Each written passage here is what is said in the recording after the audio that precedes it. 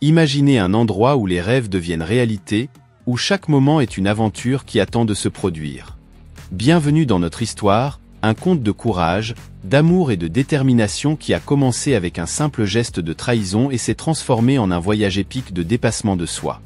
Tout a commencé un après-midi ensoleillé, lorsque Sofia, une jeune femme déterminée, s'est retrouvée abandonnée dans une aire de repos, trahie par ceux en qui elle avait confiance. Seule et désemparée, elle a dû prendre la plus grande décision de sa vie, avancer ou tout abandonner. Mais Sofia n'était pas une fille ordinaire. Avec du courage battant dans son cœur, elle a décidé de faire face à son destin, en affrontant les adversités que la vie avait placées sur son chemin. Avec sa mère à ses côtés, elle a embrassé le défi d'élever son enfant et de reprendre l'entreprise familiale, une pittoresque auberge qui était plus qu'un simple endroit pour dormir, c'était un foyer pour les cœurs fatigués. Ainsi, avec une détermination inébranlable, Sofia et sa mère ont transformé l'auberge en un refuge chaleureux pour tous les voyageurs cherchant un endroit pour se reposer et recharger leur batterie. Chaque jour apportait une nouvelle aventure, une nouvelle histoire à raconter, et ensemble, mère et fille affrontaient l'avenir avec espoir et joie. Mais le destin réservait encore des surprises à Sofia et à sa famille. Au fur et à mesure que le temps passait, des secrets du passé refaisaient surface, défiant tout ce en quoi elle croyait être vrai. Avec courage et détermination, elle a affronté chaque obstacle, prouvant que l'amour et la famille sont les véritables piliers du bonheur. Voici l'histoire de Sofia, une histoire de courage, d'amour et de rédemption. Une histoire qui nous rappelle que, peu importe à quel point le chemin est sombre, il y a toujours de la lumière au bout du tunnel. Rejoignez-nous dans ce voyage passionnant et découvrez le pouvoir de l'amour pour surmonter toutes les adversités. Avant de continuer notre histoire, saviez-vous qu'il est possible de vivre une vie longue et saine après 35 ans? Découvrez les secrets d'une longévité éclatante en accédant au site web mentionné dans les commentaires. Cliquez sur le lien ci-dessous pour télécharger maintenant et commencer à transformer votre vie et à vivre de longues années. Poursuivons l'histoire.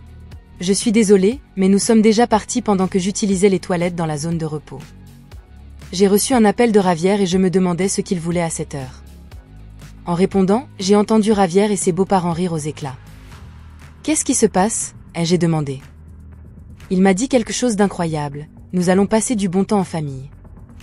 Tu peux rentrer chez toi pour nettoyer ou quelque chose du genre. J'attendais ce voyage depuis longtemps. Bien que j'ai eu des réserves sur le fait de voyager avec sa famille, j'étais enthousiaste à l'idée de séjourner dans une auberge de luxe. Et penser qu'il me laisserait seul dans une aire de repos comme celle-ci, dans les toilettes, m'a fait trembler en me sentant profondément trahi. Même avec ma colère, je lui ai répondu légèrement d'accord. Impardonable. Aujourd'hui n'était pas seulement notre anniversaire de mariage, mais aussi mon anniversaire et... Nous étions en voyage. Je vais le faire regretter. Je m'appelle Sofia Martinez, je suis une femme au foyer de 33 ans, je n'ai pas d'enfant et je vis avec mon mari Javier. Nous nous sommes mariés il y a exactement 1 an, le jour de mon anniversaire. Javier a un caractère romantique et a toujours célébré nos anniversaires et nos anniversaires. De ce que j'ai entendu, quand il vivait chez ses parents, il était gâté avec de luxueux dîners et des voyages à l'étranger ou des croisières. Pour son anniversaire, peut-être que ce sont des souvenirs de son enfance, car il voulait toujours célébrer les jours spéciaux en grand. Après notre mariage, comme vous l'avez deviné par l'histoire de l'anniversaire, la famille de Javier est devenue riche. Son père est le directeur général de Vargas Security, sa mère, ma belle-mère, a pleinement adopté le style de vie riche. Javier, en tant qu'héritier de l'entreprise, se montrait parfois trop gâté. Cependant, je savais qu'il m'aimait et c'est pourquoi je me suis mariée avec lui. Nous nous sommes rencontrés dans une agence de rencontres. Les hommes riches comme Javier étaient très populaires là-bas. J'étais sur le point d'abandonner quand je me suis approchée de lui, mais heureusement, j'avais l'air d'être son genre, et cela nous a menés au mariage. Peut-être que le fait de ne pas chercher de partenaire uniquement pour sa richesse m'a aidé, réalisant mon rêve d'enfant de me marier. J'étais euphorique, mais je n'étais pas consciente qu'après le mariage, ma vie prendrait un tournant pour le pire. Il y a 1 an, Javier et moi avons commencé notre vie conjugale dans un appartement de 2 pièces en ville. Javier voulait un plus grand appartement, mais je n'étais pas d'accord. Indépendamment de la richesse de sa famille, un grand appartement semblait superflu pour nous deux seuls. J'ai suggéré que pour l'instant, nous vivions dans un endroit qui correspondait à nos moyens, car nous pourrions toujours déménager si nous louions. Cependant, étant en ville, notre loyer était cher. $1000 ne sont pas une grosse affaire à se faire du souci. Mon père s'en occupera, m'a-t-il dit. Bien qu'il soit l'héritier travaillant chez Vargas Security, je pensais qu'il y aurait quelques considérations avec d'autres employés. Je me demandais, est-ce vraiment bien comme ça? Cependant, le mois suivant, son salaire a augmenté de $500. Ton père est incroyable, pouvant augmenter ton salaire comme ça, lui ai-je dit. De toute façon, il était temps que ton salaire augmente. Je ne laisserai pas que tu souffres, Sophia, compte sur moi, m'a-t-il répondu. Au fait, je vais dîner avec mes parents ce soir, a-t-il dit. Et attends, un dîner d'affaires? Non, juste un dîner familial. Je pense que je serai de retour vers 22h. Prends soin de toi. De manière inattendue, Javier, même après s'être marié avec moi, a mentionné en passant dîner avec ses beaux-parents un soir ordinaire. Ça m'a prise au dépourvu et étourdie. Je dois y aller, a-t-il dit, et il est sorti. Dîner en semaine, eh bien, aujourd'hui c'est chiff après tout. Je n'avais pas réalisé que Javier prévoyait de dîner avec sa famille politique. Normalement, en tant que sa femme, j'aurais aussi été invitée.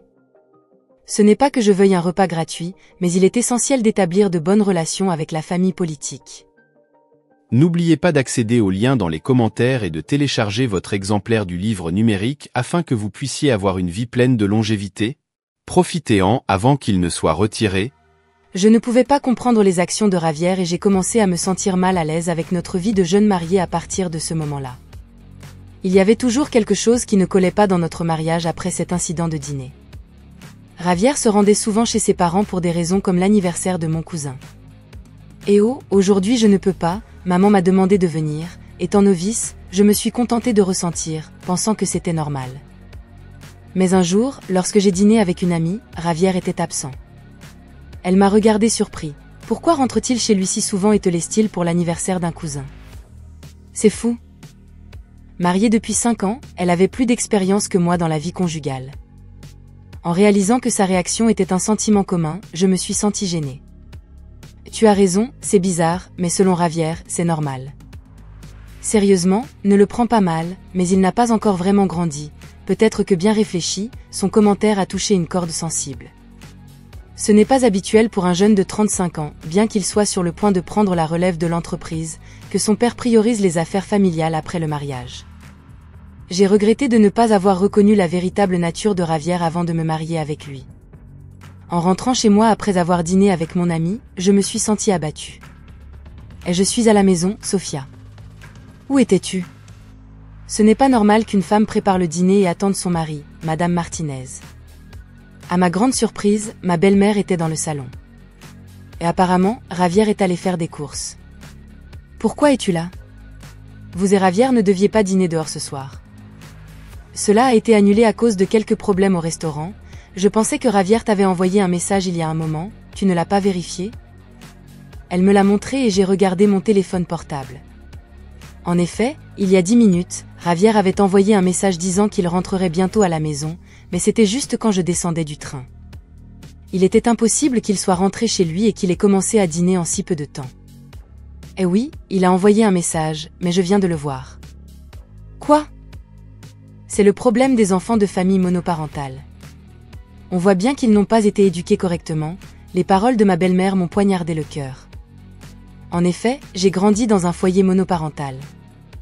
Après que ma mère m'ait donné naissance, mon père est décédé d'une maladie. Malgré cela, ma mère a fait tout son possible pour m'élever avec amour. Je ne voudrais pas qu'elle dise des choses qui dénigrent le dur labeur de ma mère. Ce n'est pas du tout lié au fait d'avoir été élevée par un parent seul. C'est juste que je n'avais pas encore vu le message, j'ai riposté et elle a changé de sujet. Eh bien, de toute façon, je l'ai toujours remarqué, mais votre maison est assez petite. Je pense que c'est normal. C'est adapté pour nous deux seuls. Tu ne peux pas être sérieuse. Je suis désolée que Javier vive dans un espace aussi restreint, mes interactions avec ma belle-mère me stressaient toujours. Tant ma belle-mère que mon beau-père, peut-être en raison de leur richesse, semblaient souvent condescendants. C'est pourquoi je ne m'entendais jamais bien avec eux.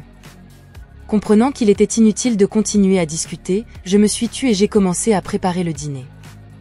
M'ignorant, elle a continué et a allumé la télévision. À partir de ce jour-là, elle a commencé à venir plus souvent à l'improviste. Même mon beau-père est venu quelques fois. La plupart du temps, il se plaignait de la saleté de la cuisine ou de la petitesse apparente de la maison. À la fin, il suggérait sarcastiquement: « Tu sais que nous avons une maison plus grande, pourquoi ne déménages-tu pas ?» Je ne voulais pas du tout ça. Il me rendait toujours visite quand Javier n'était pas à la maison. Javier ne se rendait donc pas compte de leurs commentaires sarcastiques. Je le lui ai dit une fois, mais sa réponse a été: « Pourquoi pas ? Pourquoi vivre séparément est une mauvaise idée ?» J'étais consternée quand il m'a proposé de vivre ensemble. Depuis, j'ai réalisé qu'il était inutile de discuter avec Javier et j'ai supporté seule. Bientôt, nous fêterons notre premier anniversaire de mariage, qui coïncide également avec mon anniversaire. Pour ton anniversaire ce week-end, je pense le célébrer en plus grand que l'année dernière, m'a dit Javier, rentrant du travail en me regardant. En voyant son visage rougir, je ne pouvais pas être sûre de sa sincérité. Connaissant son amour pour les célébrations, j'ai ressenti un frisson d'excitation. L'année dernière, tu m'as invité à un délicieux dîner qui était plus que suffisant. Ce n'est rien comparé à ce que j'ai prévu. Faisons un voyage en famille, a déclaré Javier. Le terme voyage en famille sonnait étrange pour moi. Et juste nous deux, ai-je demandé, confuse. Remarquant ma confusion, Javier a continué: mes parents, cousins, oncles et tout le monde se joindront à nous. Nous partons dans un complexe de luxe à Palm Springs. Tout ce monde et pourquoi Palm Springs, ai-je demandé. Est-ce que ça te pose un problème de voyager en famille ou est-ce que Palm Springs ne t'enthousiasme pas, a demandé Javier. Non, ce n'est pas ça, ai-je répondu sincèrement. Je ne pouvais pas comprendre pourquoi mon anniversaire et notre anniversaire impliquaient sa famille, qui n'avait rien à voir avec aucune des deux occasions. Je ne pouvais pas comprendre ce que Javier avait en tête. J'ai toujours su qu'il était un peu à l'écart de la population en général, mais je ne m'attendais pas à ce niveau de disparité, ai-je pensé. Bien que le choix de Palm Springs m'ait un peu déconcerté, ce n'était pas un problème majeur. Ça a l'air amusant, non, Sofia, a demandé Javier. Parfois, il faut se lâcher et profiter, a-t-il ajouté. Dans son état d'ébriété, il m'a attrapé par les épaules et j'ai acquiescé. Pendant la semaine suivante, je n'ai pas pu chasser l'idée du voyage de ma tête. Au début, j'étais sceptique à l'idée de partir avec toute sa famille. Mais comme l'a dit Javier, ce sont des vacances rares et je dois en profiter au maximum, me suis-je convaincue. Pendant les préparatifs du voyage, j'ai réalisé mon excitation croissante et un sourire sincère est apparu sur mon visage. Je savais que, comme d'habitude, mes beaux-parents feraient des commentaires sarcastiques, mais j'ai juré de les ignorer complètement. Enfin, le samedi tant attendu est arrivé. Javier et moi nous sommes dirigés vers la maison de ses parents, notre point de rendez-vous pour le voyage. Eh bien, Sofia, tu arrives en retard. Ne réalises-tu pas que tu es aujourd'hui la star devant toute la famille, a critiqué ma belle-mère, mais il semblait qu'elle se rendait compte que j'étais censée être la star, alors elle a minimisé la chose. Désolée, il y avait du trafic. Pas d'excuses. Nous devons partir bientôt, sinon nous serons en retard pour notre luxueux complexe, a-t-elle continué. Malgré ses plaintes sur notre retard, c'était tolérable. Après tout, ils avaient fait ce genre de commentaires tout au long de l'année dernière. Le cousin de Javier semblait beaucoup plus jeune que lui, il avait l'air d'avoir une vingtaine d'années, et son regard était sinistre. J'ai commencé à me demander si tout le monde dans cette famille était malveillant. Ma paranoïa a été quelque peu justifiée lorsqu'il a fait un commentaire désobligeant. Ça ne peut pas être, ai-je pensé en montant dans la voiture de mes beaux-parents. Dès que mon beau-père a appuyé sur l'accélérateur, la voiture est rapidement partie. De là à notre destination à Palm Springs, cela prendrait environ 2 heures. Nous avons décidé de faire une courte pause à l'arrêt suivant, après 1 heure de route. Je reviens, je vais aux toilettes, ai-je dit en sortant de la voiture. Très bien, partons, m'a salué ma belle-mère comme si elle chassait un chien errant. Je me suis dirigée vers les toilettes, sentant le poids des regards de tous sur moi. Où était-ce juste mon imagination ? J'ai respiré profondément dans les toilettes et j'ai ressenti un soulagement que le voyage ait été relativement calme jusqu'à présent. J'espérais que le reste du voyage serait tout aussi paisible. Juste au moment où j'y pensais, mon téléphone a vibré dans ma poche. C'était le nom de Javier sur l'écran. En espérant qu'il me demande de prendre quelque chose, j'ai répondu négligemment. « Je suis toujours aux toilettes », ai-je dit. Javier, sur un ton amusé, a répondu avec les rires de ma belle-mère. « Je suis désolé, mais nous sommes déjà partis point. » Il y a eu un moment de silence stupéfait de ma part. Les rires ont retenti à leur côté. « Que veux-tu dire » ai-je demandé. Javier a répondu, nous allons nous amuser en famille. Tu devrais rentrer chez toi, Sofia chérie. Le voyage d'aujourd'hui est réservé à la famille Martinez. C'est dommage, mais tu devras rester. Au revoir. C'était incroyable. J'attendais ce voyage depuis longtemps, le fait que sa famille nous accompagne me préoccupait un peu, mais séjourner dans un hôtel de luxe m'enthousiasmait, et maintenant il me laissait seul dans l'air de repos. J'étais tremblante dans les toilettes, me sentant totalement trahie. Assayante. De cacher ma colère, j'ai répondu légèrement et d'accord. C'était impardonnable, ai-je pensé. Aujourd'hui était notre anniversaire de mariage et mon anniversaire, et ils m'ont emmené dans ce voyage. Je ferai en sorte qu'ils le regrettent. Après être sortie des toilettes, j'ai appelé quelqu'un. La personne à l'autre bout du fil était choquée et m'a donné une nouvelle surprenante. Vraiment ? Ai-je demandé. Eh oui, ont-ils répondu. Ensuite, la personne au téléphone a promis de venir me chercher. Rester seul ainsi dans l'air de repos était insupportable.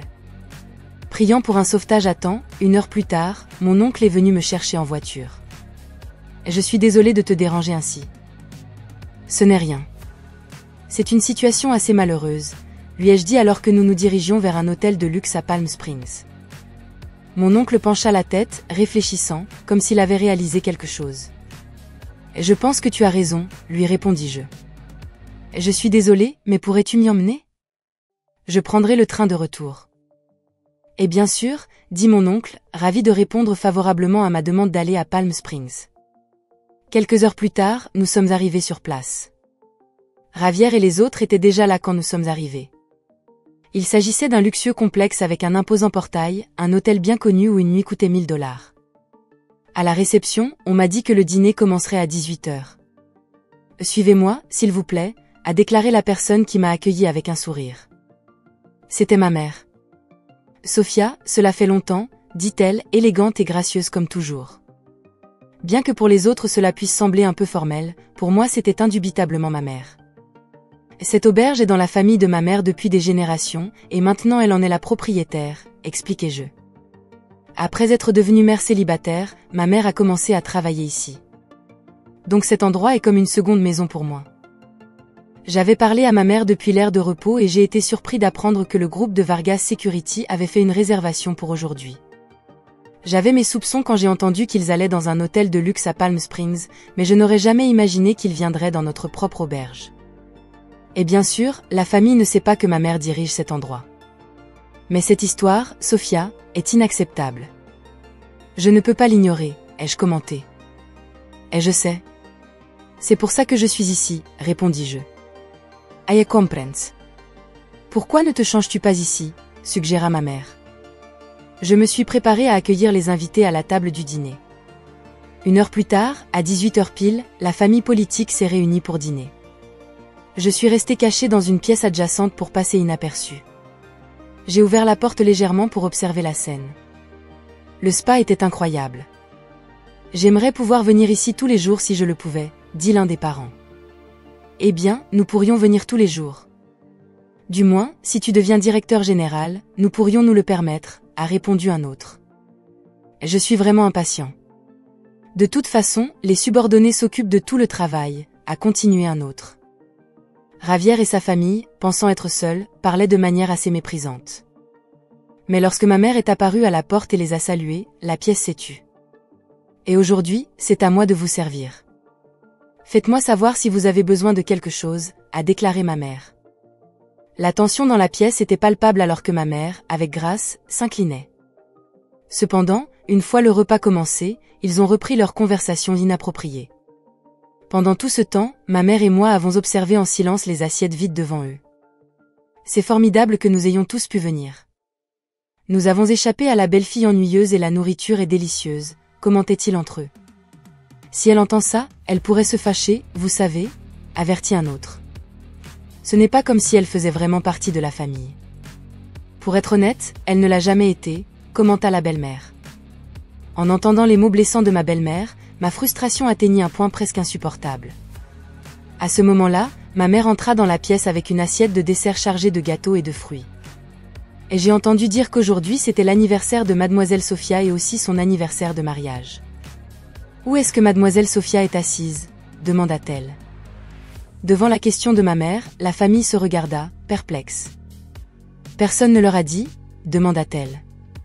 Excusez-moi, je suis la propriétaire de l'endroit et il est évident que j'ai été mise au courant. J'ai appelé Ravière, continua ma mère. Quoi ? Je n'ai rien dit à personne, s'exclama Ravière. Il y eut un silence gênant dans la pièce pendant que les beaux-parents se regardaient en se demandant « Et maintenant ?» Finalement, la belle-mère leva la main. « Et je suis Sofia », dis-je, me sentant gênée. Et j'ai honte d'admettre cela à ce stade, mais merci à tous pour la surprise. Étant donné que la seule femme dans la pièce était la belle-mère, sa réaction était appropriée.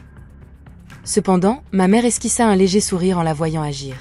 « Pourquoi ris-tu » demanda un autre membre de la famille. « C'est étrange que tu sois surprise par mon âge. »« Non, je ne pensais pas ça. »« Alors, peux-tu apporter le gâteau maintenant » demanda un autre membre de la famille. « Eh oui, mais il y a quelque chose que j'aimerais partager d'abord » dit ma mère. Tandis que la belle-mère furieuse aboyait, ma mère resta calme. « Oggi avale ma salive. » Sofia Martinez est ma fille, annonça ma mère. Tous les présents restèrent stupéfaits et commencèrent à parler en même temps.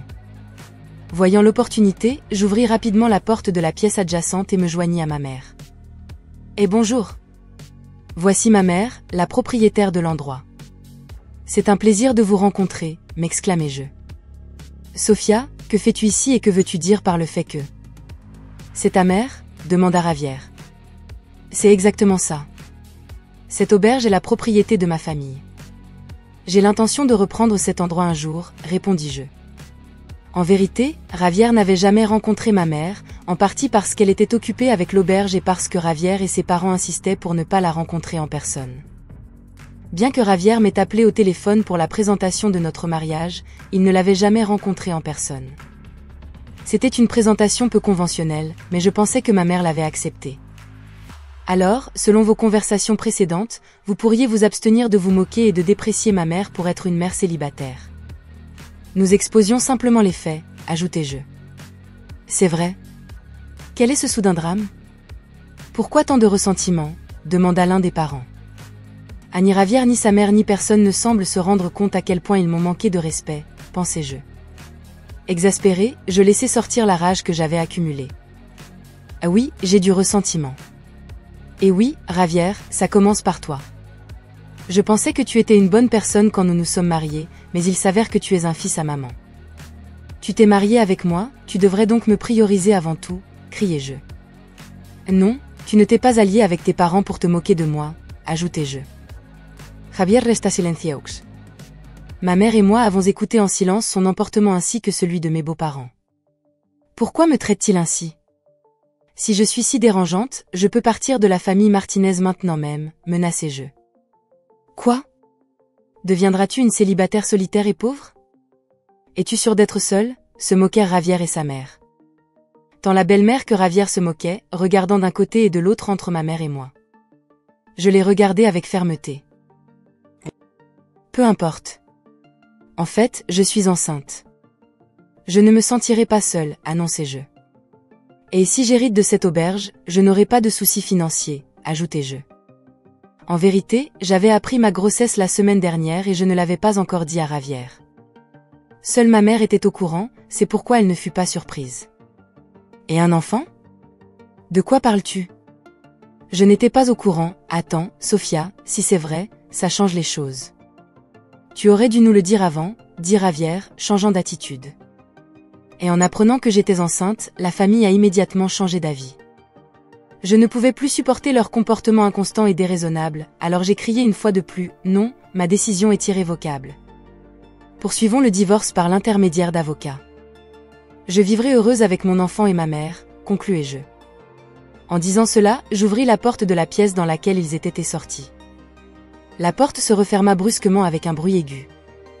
J'en ai fini avec ça. Mon enfant sera plus heureux sans cette famille, pensai-je. Que je change d'avis ou non, je recevais plus de 30 appels par jour de Ravière et de ses parents. Finalement, j'ai bloqué tous leurs numéros. Quelques jours plus tard, j'ai reçu une lettre de Ravière m'informant de notre divorce officiel. La lettre exprimait ses regrets et suppliait que je revienne, mais je l'ai ignorée et déchirée.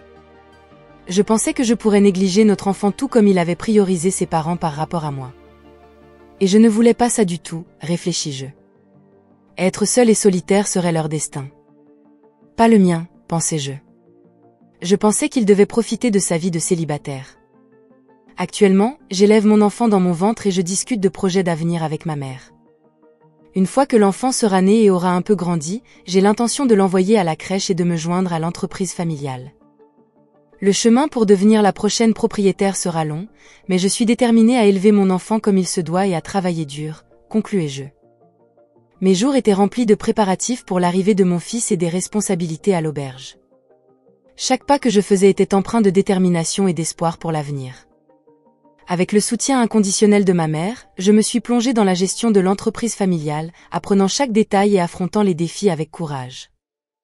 Au fur et à mesure de ma grossesse, l'auberge fleurissait avec de nouvelles idées et améliorations que nous mettions en œuvre ensemble. Chaque client était accueilli avec chaleur et professionnalisme, et peu à peu, la réputation de l'auberge se consolidait en tant que destination de choix pour ceux qui recherchaient une expérience unique et accueillante. La naissance de mon fils fut un moment de joie et de gratitude. Les larmes aux yeux, j'ai tenu mon petit dans mes bras, lui promettant un avenir rempli d'amour et d'opportunités.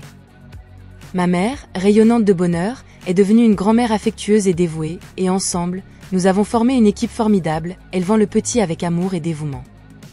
Au fil du temps, mon fils a grandi entouré d'amour et de soins dans l'ambiance chaleureuse de l'auberge. Chaque jour était une aventure, remplie de rires et de moments heureux que nous chérissions dans nos cœurs. Pendant ce temps, l'auberge continuait de prospérer, attirant plus de clients et élargissant ses services pour répondre aux besoins de tous. Alors que mon fils grandissait, sa curiosité et son enthousiasme pour la vie inspiraient tous ceux qui l'entouraient. À chaque pas qu'il faisait, je voyais un reflet de moi-même et de la force qui m'avait permis de surmonter les défis du passé. Ensemble, nous formions une équipe imbattable, faisant face à l'avenir avec optimisme et détermination. Et ainsi, alors que le temps passait et que les saisons changeaient, l'auberge restait un refuge de paix et de tranquillité pour tous ceux qui la visitaient. Chaque jour qui se levait nous rappelait que l'amour et la famille étaient les vrais piliers de notre bonheur, et qu'ensemble, nous étions capables de surmonter tous les obstacles que la vie nous présentait. À mesure que nous arrivons à la fin de ce voyage passionnant et inspirant, il est important de réfléchir aux leçons que cette histoire nous a enseignées. L'histoire de Sofia Martinez nous rappelle l'importance de l'amour, de la famille et de la détermination pour surmonter les défis de la vie.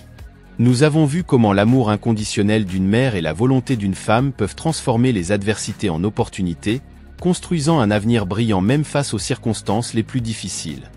Cette histoire nous montre comment l'unité familiale et le soutien mutuel peuvent nous soutenir dans les moments les plus difficiles, et comment l'amour peut nous guider à travers n'importe quelle tempête.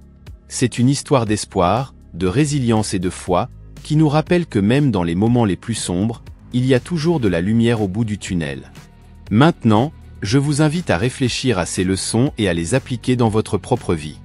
Valorisez l'amour de ceux qui vous entourent, cherchez la force dans l'unité familiale et ne renoncez jamais à vos rêves, aussi difficiles qu'ils puissent paraître. Rappelez-vous que, avec détermination et foi, vous pouvez surmonter n'importe quel obstacle et atteindre vos objectifs. Si vous avez apprécié cette histoire et que vous avez été inspiré par ces messages, n'oubliez pas de laisser votre like et de vous abonner à la chaîne Histoire de la vie pour plus de contenu émouvant comme celui-ci. Ensemble, nous pouvons continuer à partager des histoires d'amour, d'espoir et de dépassement qui touchent nos cœurs et nous incitent à être meilleurs chaque jour. Et maintenant, avant de nous dire au revoir, j'aimerais partager un message d'amour et d'espoir tiré de l'Évangile de Jean 3,16. Car Dieu a tant aimé le monde qu'il a donné son Fils unique, afin que quiconque croit en lui ne périsse point, mais qu'il ait la vie éternelle. Ces paroles nous rappellent l'immense amour de Dieu pour chacun de nous et le sacrifice de Jésus-Christ pour nous offrir le salut et la vie éternelle. Que nous puissions ouvrir nos cœurs pour recevoir cet amour inconditionnel et accepter Jésus-Christ comme notre Sauveur suffisant, trouvant la paix, l'espoir et la joie dans notre cheminement spirituel.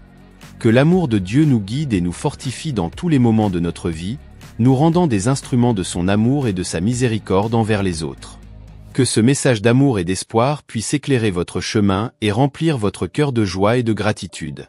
Je vous remercie d'avoir suivi cette histoire et j'espère qu'elle a touché votre cœur de la même manière qu'elle a touché le mien. À la prochaine fois, et que Dieu vous bénisse, vous et votre famille, abondamment.